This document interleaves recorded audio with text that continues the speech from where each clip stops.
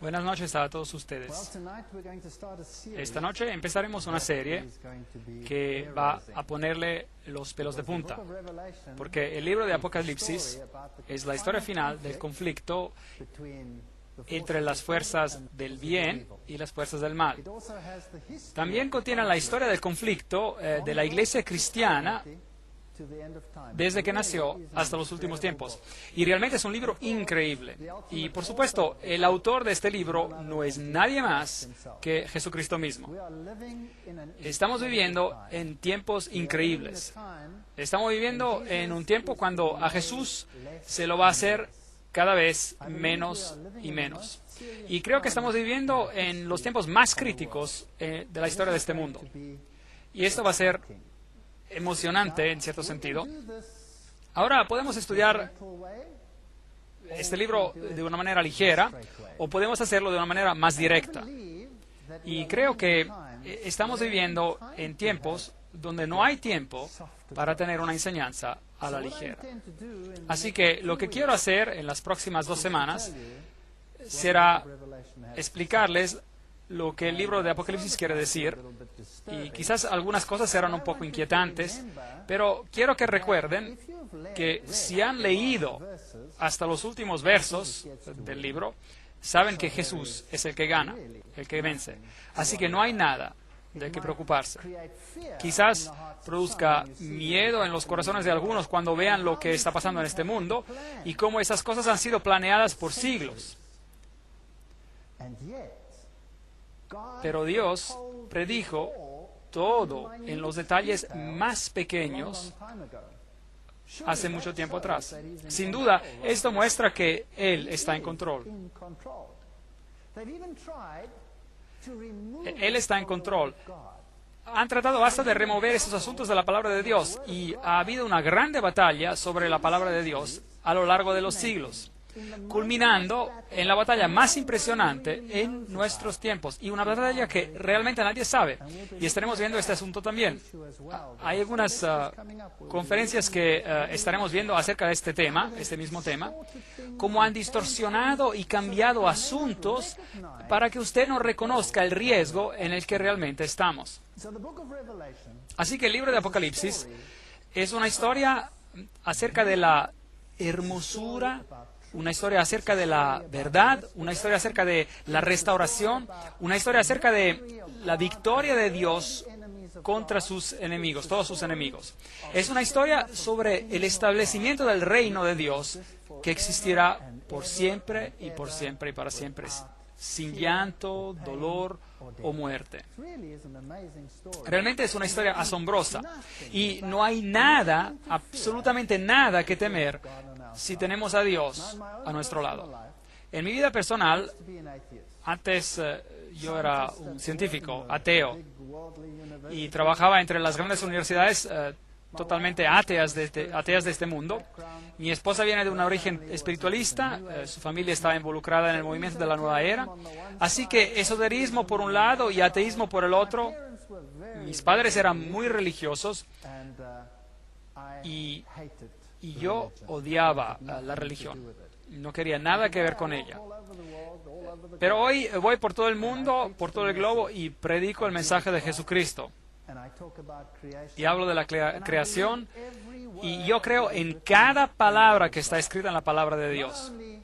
No solamente creo en ella porque es lógica y está escrita para que se entienda, pero puedo asegurarles que a lo largo de los años la he experimentado en mi vida, y yo sé que mi Dios vive, y yo sé que Él se cuida de cada uno de nosotros, y no quiere que estemos en la oscuridad. Él quiere que sepamos.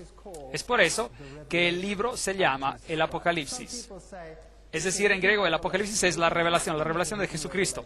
Algunas personas dicen que es una revelación oculta, pero no existe una revelación oculta. O es algo, es revelado, o es oculto. Pero no puede ser ambos. Y esta es una revelación. Y el Apocalipsis o revelación de Jesucristo es el libro más increíble de la Biblia.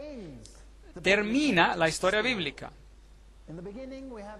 En el principio tenemos el libro de Génesis. En Génesis tenemos el árbol de la vida. La humanidad perdió acceso a este árbol. La humanidad cayó en pecado y perdió el acceso del árbol de la vida. Y la consecuencia es la muerte. Génesis capítulo 2, versículo 17. Y desde ese momento el hombre tuvo que ganarse el pan con el sudor de su frente. Génesis capítulo 3, versículo 19. El hombre perdió su dominio porque fue creado para tener dominio. Y se volvió desnudo, perdió su manto de justicia que lo cubría, y entonces fue apartado de Dios, porque el pecado y un Dios santo son incompatibles. Esa es la historia de Génesis. Es una triste historia de la creación del hombre y de su caída. El mejor regalo a la humanidad que Dios pudo haberle dado es la libertad de elección. Sin libertad de elegir, seríamos robots. Y por eso Dios creó al hombre a la imagen de Dios con la capacidad de elegir. Y el amor demanda este regalo de tener la libertad de elegir. Siempre uso un ejemplo. ¿A qué sirve si tu esposa o tu esposo te ama porque él está preprogramado para hacerlo? A lo mejor sería divertido por una semana, un año o quizás 5 años. Pero finalmente a uno se cansaría de eso, ¿no es así? Si uno es programado para amarte y cada mañana se levantan y dicen, te amo, porque están programados para hacerlo. Pero ¿qué pasaría si tuvieran la libertad de elegir? Y a pesar de sus faltas, a pesar de todas las cosas que ustedes hacen, que son obviamente una irritación para esta persona y todos alrededor tuyo, ¿qué tal que a pesar de eso te dijeran, te amo, porque eligieron hacerlo? ¿Acaso no es esto más significativo? Sin la libertad de elegir, la vida sería sin significado. Por eso Dios creó al hombre a su imagen con la capacidad de elegir, y eso es especial. Y por eso el hombre eligió, y desafortunadamente eligió equivocadamente. Apocalipsis es el libro de la gracia. En Apocalipsis capítulo 2, versículo 7 leemos acerca de la restauración del árbol de la vida. Leemos acerca de la victoria sobre la muerte en Apocalipsis capítulo 2, versículo 11. Leemos acerca del maná escondido. Ese es el pan que venía del cielo y una muestra estaba en el arca del pacto y representaba el pan celestial que quitaría tu hambre para siempre. Y ese pan fue reemplazado.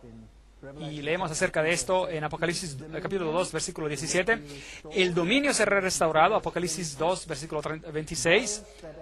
Los que aceptan el regalo maravilloso de Dios serán vestidos de blanco, así que la perdida vestimenta de justicia será restaurada.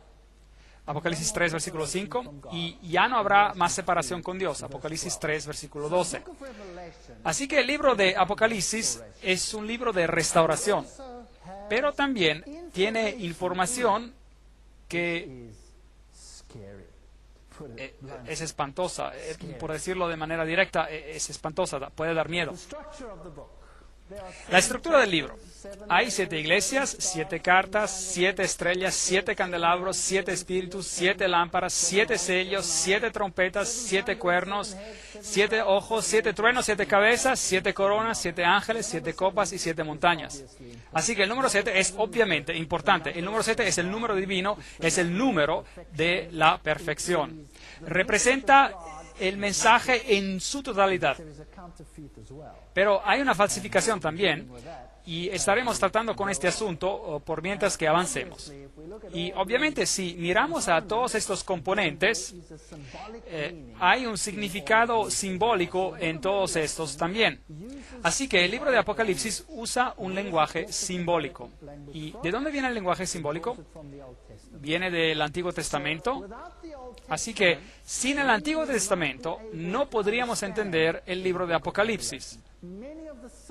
Muchos de los símbolos en el libro de Apocalipsis vienen, por ejemplo, de Zacarías, del libro de Zacarías, del libro de Ezequiel y de todos los profetas del Antiguo Testamento y particularmente del libro de Daniel. Y muchos de los símbolos que encontramos en el libro de Apocalipsis los encontramos en el libro de Daniel. Encontrarán las terribles bestias en el libro de Apocalipsis y la descripción de las bestias como león, como leopardos, como oso y bestias terribles con 10 cuernos, las encontramos también en el libro de Daniel. Y encontramos el número 7 en el libro de Daniel, y si lee Daniel capítulo 7, por ejemplo, encontrará bestias ahí en este capítulo, y si cuenta las cabezas de las bestias que son mencionadas en Daniel capítulo 7, encontrará 7 cabezas. Y también encontrará 7 cabezas en el libro de Apocalipsis. Así que la ilustración general viene de ahí del libro de Daniel, y es la clave para el libro de Apocalipsis. Desafortunadamente no vamos a estudiar el libro de Daniel para poder descifrar algunas de estas cosas en detalle. Así que solo las vamos a explicar directamente, pero hay otros videos que ya están producidos y que contienen todos los detalles de cómo estos rasgos simbólicos en el libro de Daniel pueden ser aplicados al libro de Apocalipsis. Así que estaremos estudiando sobre las iglesias, las cartas, las estrellas, los candelabros, y esta noche estudiaremos las 7 iglesias, por ejemplo, y muchos de esos componentes comenzarán a aclararse. Hay algo más acerca del libro de Apocalipsis que es fascinante. Encontramos el lenguaje del santuario en el libro de Apocalipsis. Ahora, usted sabe que en el Antiguo Testamento los hebreos tuvieron que construir un santuario para Dios, y fue hecho muy precisamente porque este santuario tenía que verse y tenían que ver cuáles eran los componentes. Había una cerca, una pared alrededor cubierta de lino representando la justicia, había una puerta de entrada al santuario, había un altar en el patio de afuera donde se ofrecían los sacrificios, había un lavador donde se lavaban, también había un edificio el cual estaba dividido en 2, la primera parte se llamaba el lugar santo, la segunda parte el lugar santísimo, y el sumo sacerdote oficiaba en este santuario, y el lenguaje de este santuario nos describe acerca del ministerio del sumo sacerdote. El lenguaje en Apocalipsis que de este ministerio del sumo sacerdote se aplica a Jesús, que tomaría el lugar de todos esos símbolos descritos en el Antiguo Testamento.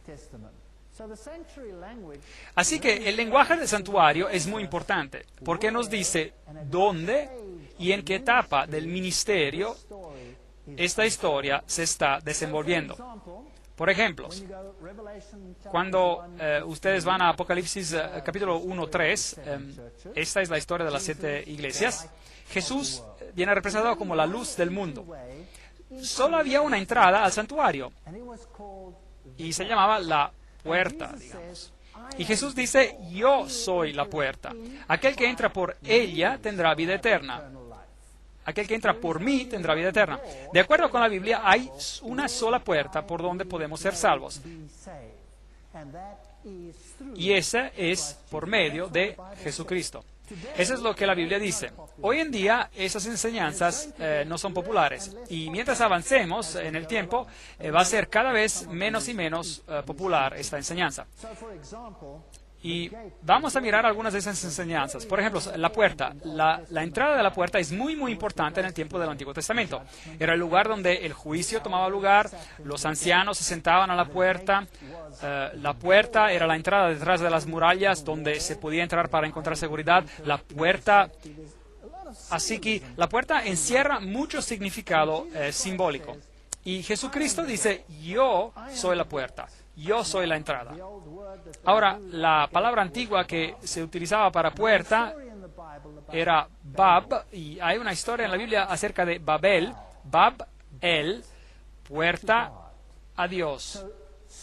Así que la historia de Babel nos cuenta de otra puerta a Dios, otra entrada a Dios, el Bab-el. Babel, la puerta a Dios. Y esta es la idea de que tus propios méritos, obras, te llevan a Dios. Ese es el sistema falso que tenemos en la Biblia, que se opone a la historia bíblica que dice que uno es salvo por la sangre del Cordero. El único camino a la salvación es por medio de los méritos de Cristo, y no por nuestras obras, pero por los méritos de Jesucristo. Estos son los dos sistemas que han estado opuestos el uno al otro desde la caída del hombre, si lo puedo explicar así. Entonces, aquí cuando hablamos acerca de las luces se encontraron en el primer aposento del templo, y eso significa el ministerio que ocurre en el lugar santo, en el primer aposento. Cuando hablaremos de Apocalipsis capítulos de 3 a 8, estaremos hablando sobre los sellos, y ahí se menciona el pan de la presencia, así que todavía estamos en el primer aposento del santuario, el lugar santo. Después vienen las trompetas, Apocalipsis 8 a 11, y ahí puede ver un altar de oro, donde tenemos el incienso ascendiendo desde el altar de oro. Así que todavía estamos en el lugar santo. Esos son los eventos que toman lugar en un periodo donde el sumo sacerdote todavía está sirviendo como representante de la humanidad en ese aposento en particular. Tan pronto que llegue Apocalipsis 12 al 14, el cuadro cambia. Allí el profeta ve el arca de Dios. Ahora, el arca de Dios, el arca del pacto, no está en el primer aposento del santuario, está en el segundo aposento, que se llama el lugar santísimo. El Hagion, en el lugar santísimo, en griego, Hagion. Así que nos hemos trasladado a otra porción del ministerio del sumo sacerdote. Y él solo entraba al lugar donde estaba el arca del pacto una vez al año. Y eso era durante el día de la expiación. Ahora estamos tratando con temas relativamente complejos y no tenemos tiempo para cubrir todo en detalle, pero hay un video, una conferencia disponible sobre este tema en detalle, sobre todo lo que significaban esas cosas. En Apocalipsis capítulos 15 a 22 tenemos lo que llamamos escatología, los eventos que se refieren al fin, las cosas finales que pasarán con el planeta, aquellas cosas que todavía no han ocurrido, pero que van a ocurrir. Y si usted estudia Apocalipsis de esta manera, le va a resultar claro de qué periodo histórico se habla en la historia del cristianismo. Hay 7 bendiciones en el libro de Apocalipsis. Bienaventurado el que lee y los que oyen las palabras de esta profecía y guardan las cosas en ellas escritas, porque el tiempo está cerca. Apocalipsis 1:3. Obviamente Dios quiere que lo leamos, el libro, que lo escuchemos y que lo llevemos al corazón. Porque ¿cómo podemos guardar algo que no entendemos? Así que cuando miramos a esta bendición, y no es cierto que Dios quiere que entendamos de lo que se trata el libro de Apocalipsis, claro que sí.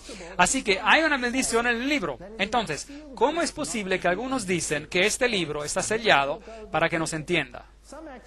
Bueno, entonces te privas de esta bendición, ¿correcto? Algunos hasta dicen que este libro no debería ser leído, porque está escrito para los que van a ser perdidos. Bueno, si este libro está para los que van a ser perdidos, entonces, ¿cómo puede haber una bendición si uno lo lee y si uno lo guarda en su corazón? Y oí una voz que me decía desde el cielo, escribe, bienaventurados de aquí en adelante los muertos que mueran en el Señor. Sí, dice el Espíritu, descansarán de sus trabajos porque sus obras con ellos siguen. Apocalipsis 14:13. Aquí también hay una alusión acerca de las obras. Las obras no son un medio para alcanzar la salvación, son una consecuencia de la salvación. Pero hay una bendición para aquellos que mueren en Cristo. Los que han aceptado al Cordero como su medio de salvación, en vez de Babel, que es el otro portal, puerta a Dios. Yo vengo como un ladrón, bienaventurado el que vela y guarda sus vestiduras, no sea que ande desnudo y vean su vergüenza. Así que tenemos que aferrarnos a la justicia de Cristo. Nosotros no tenemos justicia, solo Cristo es nuestra justicia. Y si renunciamos a esta idea y renunciamos a la esperanza de su venida para salvar a aquellos que son de Él, entonces las posibilidades son que andaremos desnudos. Apocalipsis 19:9, el ángel me dijo, escribe, bienaventurados los que son llamados a la cena de las bodas del Cordero. Y me dijo, estas son las palabras verdaderas de Dios. Bueno, obviamente hay una bendición aquí. Si usted está invitado a la cena de las bodas del Cordero, significa que usted forma parte de lo que es la novia. Bendecido y santo es el que tiene parte en la primera resurrección. Hay dos resurrecciones mencionadas en la Biblia. La primera resurrección es la resurrección de aquellos que mueren en Cristo y toman parte en esta fiesta de bodas. Y luego hay una segunda resurrección y ellos participarán a otra fiesta que se llama la Cena de las Aves. Y no creo que queramos participar a esa fiesta. Así que aquellos que son parte de la primera resurrección serán los que van a ser sacerdotes de Dios y de Cristo y reinarán con Él por 1000 años. Aquí tenemos el periodo del milenio. Las 7 bendiciones, vengo pronto, bienaventurado el que guarda las palabras de la profecía de este libro. Apocalipsis 22:7. Creo que esto significa más que solo el libro de Apocalipsis. Es la Biblia entera. La Biblia es el estándar para la formación del carácter. Es la historia de la salvación. Bienaventurados los que llevan sus ropas, o en la Reina Valera Antigua se dice, bienaventurados los que guardan sus mandamientos, para que su potencia sea en el árbol de la vida y que entren por las puertas en la ciudad. Así que la obediencia a Dios es un factor muy importante también, Apocalipsis 22:14. Ahora, obviamente habrá una posición que está en contra de todos estos factores. El libro de Apocalipsis está escrito con una estructura particular, una tal estructura que se llama un quiasmo. Es una estructura literal que asigna eventos de una manera particular en el tiempo. Por ejemplo, si tomamos el libro de Apocalipsis en su totalidad, está escrito en una forma de pirámide, por así decir. Las primeras partes son lo que llamamos el brazo, la parte histórica, que son las 7 iglesias, los 7 sellos, las 7 trompetas, y que nos conducen al gran final de la gran controversia entre Cristo y Satanás, y entre los seguidores de Satanás y los seguidores de Cristo. Y el segundo brazo o parte del libro, leyendo desde la conclusión hacia el medio del libro, sería sobre los temas de la Nueva Jerusalén, el milenio y la caída de Babilonia. Así que esta estructura nos dice dónde nos encontramos en la línea del tiempo. Y si usted entiende la estructura del libro de Apocalipsis, entonces será más fácil moverse por el libro. Porque hay algunas personas que les gusta arrojar a temas por todo lugar.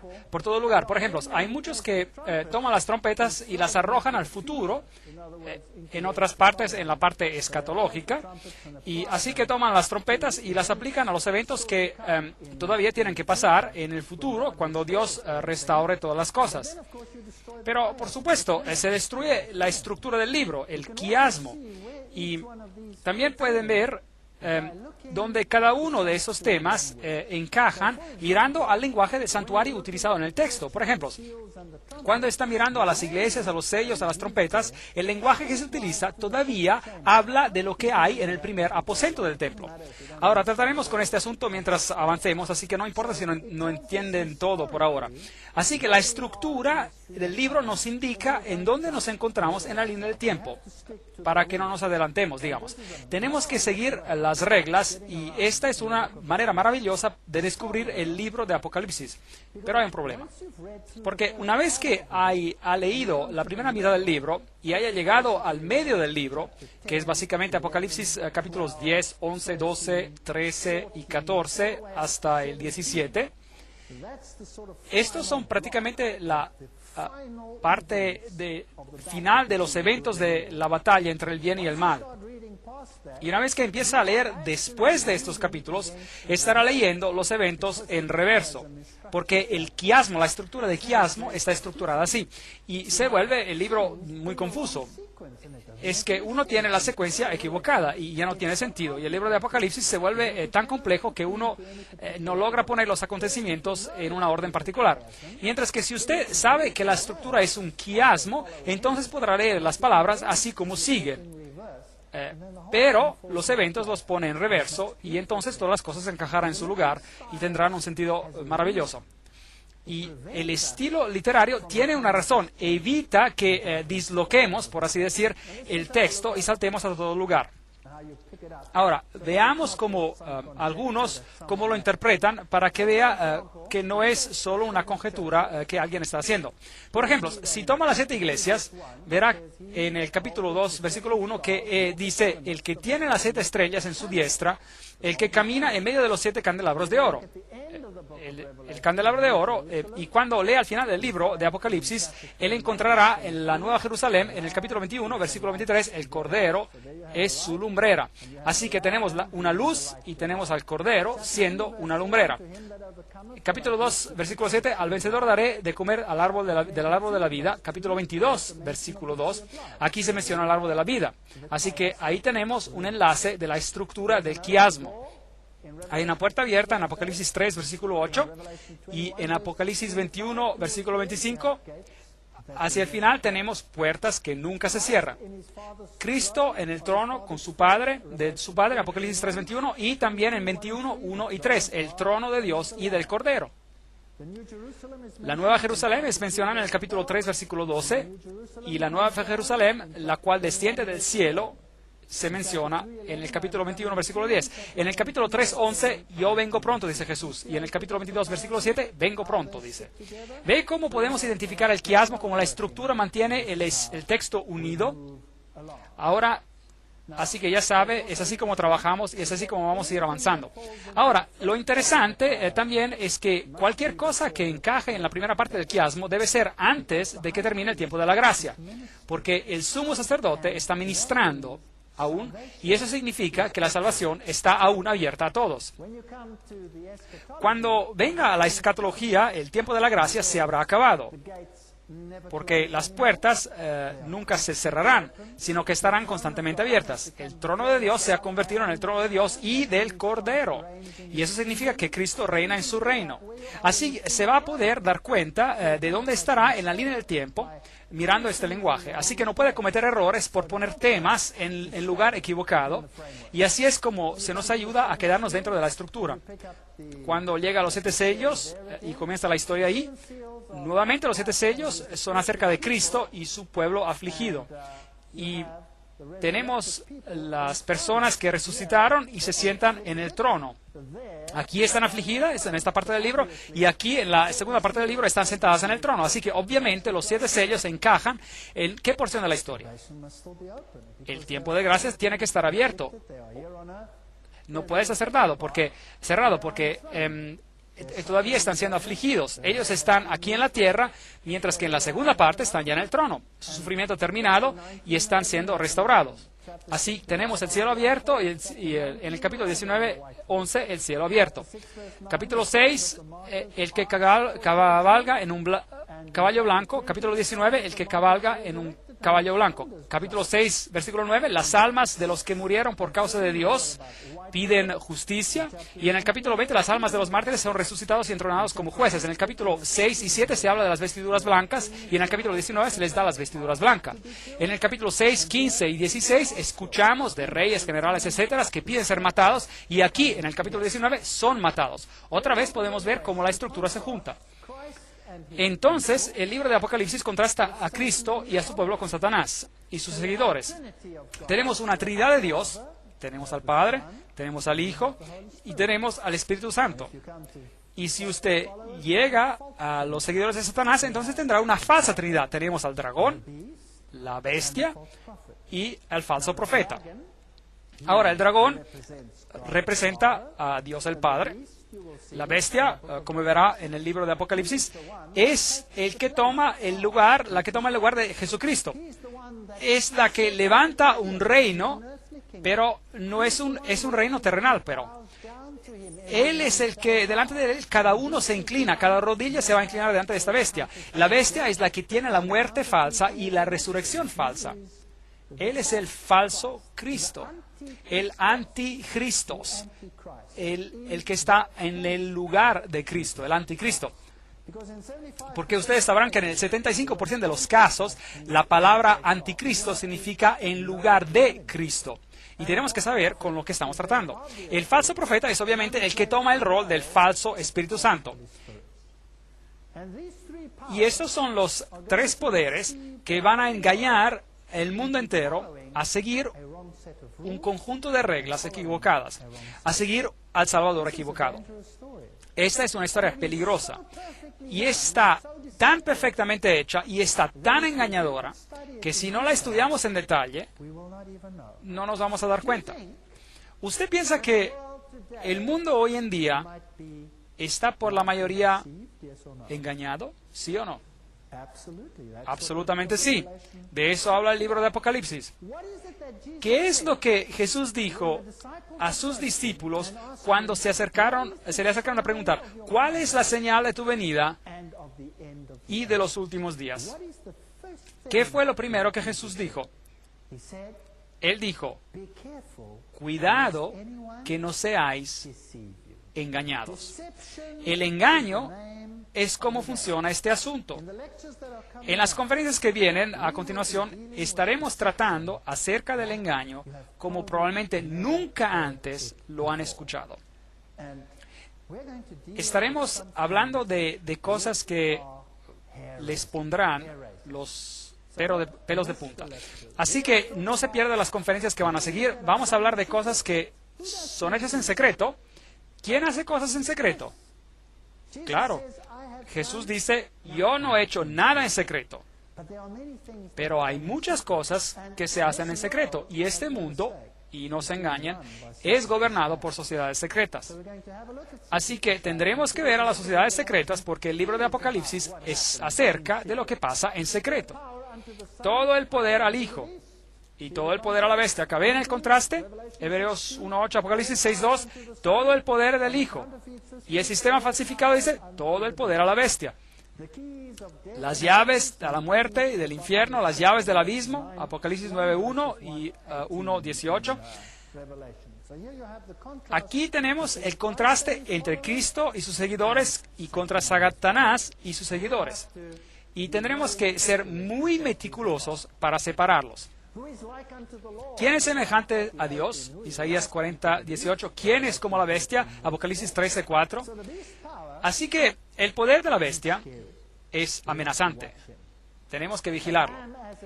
El cordero que fue inmolado, Apocalipsis 13:8, una de sus cabezas como si hubiera sido herida a morir. Apocalipsis 13. Algunas traducciones dicen, parecía tener una herida mortal esta cabeza. El que es, era y ha de venir. Apocalipsis 1:4. La bestia que era y no es y será. Apocalipsis 17:8. ¿Puede ver el contraste entre estos dos poderes? Así que trataremos en términos de una batalla.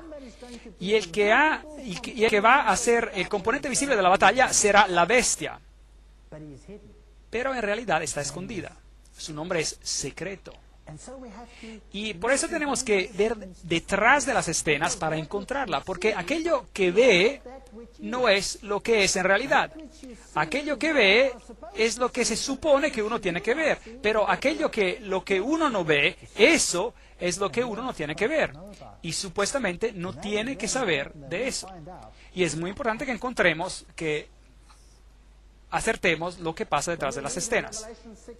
Entonces leemos en Apocalipsis 6:16 acerca de la ira del Cordero. En Apocalipsis 12:12 leemos acerca de la ira del diablo.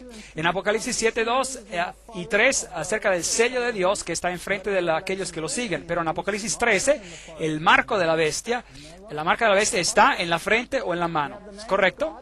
Así que tenemos el contraste. Tenemos el nombre de Dios en Apocalipsis 14:1 y tenemos el nombre de la bestia en Apocalipsis 13:17. Tenemos a las tribus de Israel en Apocalipsis 1:4 y tenemos las tribus de la tierra en Apocalipsis 1:7. Tenemos el ejército del cielo en Apocalipsis 19:14 y tenemos el ejército de la tierra en Apocalipsis 19:19. Tenemos guerra en contra de Satanás y su gente y tenemos guerra en contra de Cristo y sus seguidores. Apocalipsis 12:17 y etcétera. Así que hay una batalla. Esa es una guerra. Esa es una historia acerca de una guerra. Tenemos una cena del Cordero, tenemos una cena de los aves, para los aves. Tenemos la boda del Cordero, tenemos la prostituta de Babilonia. Tenemos a los apóstoles del Cordero, tenemos a los falsos apóstoles. Tenemos la Jerusalén de Dios y tenemos a Babilonia, la iglesia de Satanás. Y tenemos el soberano del cielo, tierra y mar, y tenemos a la bestia que sale del mar, a la bestia que sale de la tierra y al dragón. Así que tenemos todos esos contrastes en el libro de Apocalipsis. Si leemos el libro de Jeremías, entonces tenemos una historia como símbolo, como tipo, acerca de lo que es esta gran batalla. Ve, había una historia donde había una guerra real entre Babilonia y el pueblo de Dios. Y el profeta Jeremías les advirtió al pueblo de Israel contra la venida de Babilonia, la venida de Babilonia. ¿Y le gustó al pueblo el mensaje de Jeremías? No les gustó ni un poquito. Lo bajaron a una cisterna al profeta, lo golpearon y lo pusieron en cepo. Hicieron toda clase de cosas terribles al pobre profeta Jeremías. No les gustaba el mensaje y de hecho nada ha cambiado en hoy día. Jeremías 2:11. ¿Acaso alguna nación ha cambiado sus dioses, aunque estos no son dioses? Y sin embargo mi pueblo ha cambiado su gloria por lo que no aprovecha. Esta batalla es acerca del pueblo de Dios. Espantaos, cielos, sobre estos, y horrorizaos, pasmaos en gran manera, dice Jehová, porque dos males ha hecho mi pueblo. Me dejaron a mí, fuente de agua viva, y cavaron para cisternas rotas que no retienen el agua. Hay una historia literal de lo que pasó a Jerusalén en contra Babilonia. ¿Usted cree que lo mismo puede pasar en nuestros tiempos? ¿Cree que es posible? ¿Cree que Apocalipsis quizás nos está tratando de decir algo? Jeremías 2:26. ¿Cómo se avergüenza el ladrón cuando es descubierto? Así se avergonzará la casa de Israel. Ellos, sus reyes, sus príncipes, sus sacerdotes y sus profetas, que dicen a un leño, mi padre eres tú, y a una piedra, tú me has engendrado. Me volvieron a la espalda y no el rostro. Pero en el tiempo de su calamidad dicen, levántate y líbranos. Así que están mirando hacia el este, están adorando a una deidad diferente. ¿Y dónde están tus dioses que hiciste para ti? Levántense ellos a ver si pueden librarte en el tiempo de tu aflicción, porque según el número de tus ciudades, Judá, han sido tus dioses. Ellos tienen muchos ídolos, ¿sí o no? Sí, claro que sí. ¿Y usted cree que habrá muchos ídolos también en los últimos días? Yo creo que sí. Deuteronomio 4:28. Allí, en la cautividad, serviréis a dioses hechos por manos de hombre y de madera y de piedra, que no ven, no oyen, ni comen, ni huelen. Daniel 5:23. Sino que contra el Señor del cielo te has ensoberbecido, hiciste traer ante ti los vasos de su casa, y tú y tus grandes, tus mujeres y tus concubinas bebisteis vino de ellos. Además dices alabanza a dioses de plata y oro y de bronce, de hierro, de madera y de piedra, que ni ven, ni oyen, ni saben, pero nunca honraste a tu Dios, en cuya mano está tu vida y de quien son todos tus caminos. Lo mismo va a pasar en nuestros tiempos. Antes adoraban a ídolos y hoy también tenemos ídolos. No hay diferencia. Vayamos a los tiempos antiguos y les daré un bosquejo de cómo se veían las estructuras antiguas. Este es un lugar antiguo que se llama Euripa y está en Siria. Aquí se encuentran ruinas de la ciudad antigua. Ahora podríamos ir allí con esta forma de transporte, pero parecía un poco frágil. Así que optamos por este vehículo lujoso aquí. Y de hecho manejamos centenares y centenares de kilómetros con este viejo Mercedes a este lugar en particular. Y así es como se ve. Y parece que está totalmente destrozado. No podía creer que un coche como este aún funciona. Y tiene ahí una etiqueta interesante que dice, coche fuerte, más rápido. Bueno, este hombre árabe nos llevó a esta ciudad antigua. Y aquí podemos encontrar la puerta principal, las torres y las casas y los templos de Adonis y el templo de Zeus, de Júpiter, y toda la ciudadela antigua. Esta era una ciudad construida después de la formación del cristianismo. Y en esa ciudad tenían una iglesia cristiana. Es muy interesante. Y si mira las fundaciones, eso es lo que era, solo un cuarto pequeño, y es obviamente en este lugar donde los cristianos se reunían. Y en el mismo pueblo había otros templos. Así que la gente visitaba el templo de Adonis, por ejemplo. Él era el hijo de Dios, por así decir. Aquí había una falsificación del hijo de Dios. ¿Y cómo se veía? Bueno, ¿y cómo se veía este templo? Bueno, solo tiene que ver las fundaciones. Obviamente aquí estaba el edificio, se entraba por aquí, había una pared central con pasillos, dos pasillos al lado, y aquí había dos pilares separando este pasillo de los pasillos del lado, y habían altares en los pasillos, y había un altar principal en el medio. Ahora, ¿quién construye así hoy? Cada catedral en la faz de la tierra tiene esta estructura. Cada catedral. ¿No es interesante? Ahora, podríamos ir en gran detalle, pero no lo haremos. Sí, están construidas exactamente como estas. Así están construidas. Ahora, aquí está el río Éufrates, así que estamos tratando con un buen símbolo de Babilonia. Aquí están, por así decir, aquí están las gradas que llevan al templo de Zeus, Júpiter, el padre de los dioses. Y si va a Siria, la más famosa, por supuesto, era la diosa de las fuentes. Y esta es la ciudad donde están excavando, Mari, y están encontrando algunas cosas muy interesantes ahí abajo. Construyeron con barro, por ejemplo, o ladrillo de barro. Y la Biblia nos dice que Babilonia estaba construida con ladrillo de barro. Aquí está el templo de Baco. Este está en Líbano. Y es fascinante lo que se encuentra allí. Ese es un pilar, un tremendo, grandísimo pilar encontrado en Baalbek. Este era el pilar más largo del mundo hasta que encontraron otro. Este fue descubierto en el 93. Y cómo puede ver el tamaño de un hombre al lado de este. Y este soy yo. Estoy tratando de levantar el pilar, bueno, por decir, pero es bien grande, gigante. No se pueden imaginar el tamaño de estas estructuras. Estos en realidad no son pilares. Aquí está uno que fue rechazado, hay un hombre parado allí como escala, y transportaron a esas columnas y las integraron en sus templos. Aquí hay una acostada, las rocas de fundamento de aquí son dos bloques gigantes, ¿Cómo las transportaron? Nadie sabe. Ese es el templo de Baco, que solía ser el templo de Baal, por eso el pueblo todavía se llama Baalbek. Les estoy dando un poco de la historia de la apostasía del pasado para que podamos compararla con el presente. Aquí en Baalbek tenemos el templo de Baco. Aquí está el templo de Júpiter con sus 6 pilares todavía en pie. Muy, muy hermoso. Y el sol destacando los pilares, era un sistema de adoración del sol. Por supuesto, Baco era el dios de la ebriedad y del jolgorio. Quizás este pilar tuvo un poquito demasiado de beber, no sé. Y si usted va al altar de Júpiter, por ejemplo, encontrará a esta estructura. Esto es exactamente como el dios Quetzalcóatl que se ve en Sudamérica es. Así que ya saben de dónde vino la religión de Sudamérica.